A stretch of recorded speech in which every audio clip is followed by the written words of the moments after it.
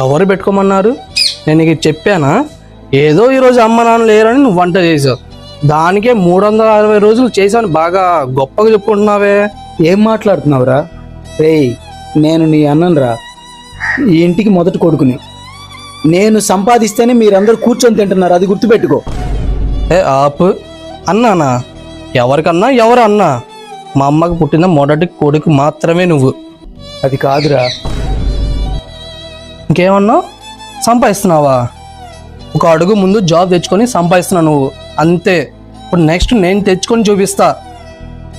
నువ్వు తెచ్చుకున్నప్పుడు చూద్దాంలే. పోరా. నువ్వే పోర్రా.